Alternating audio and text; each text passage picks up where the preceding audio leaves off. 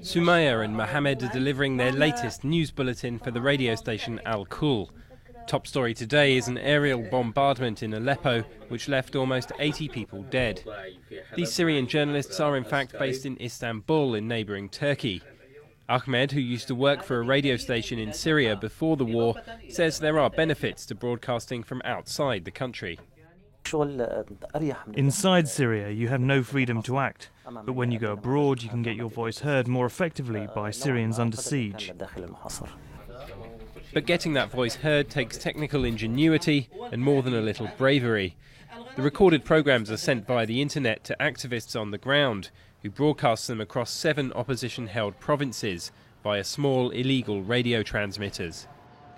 If there is no bombing, if there are no airstrikes, they can actually run the transmitters in each of the areas inside. If there are any problems, we tell them to stop because their lives are more important than anything. The station does not aim to be the voice of armed revolutionaries. As well as news, it covers health, the economy and programmes for children. Funded by French and American NGOs, it's certainly close to the Syrian opposition coalition, which also has its headquarters in Istanbul.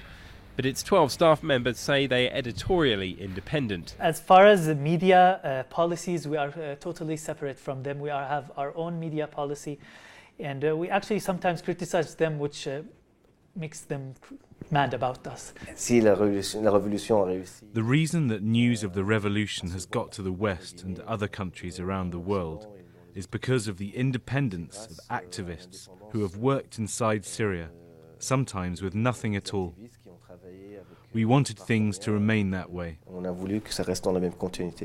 The station says some 100,000 people in Syria listen to Al-Kul, and with no end to the war in sight, the next challenge is to broadcast live directly from Istanbul and to try and increase its reach throughout the country.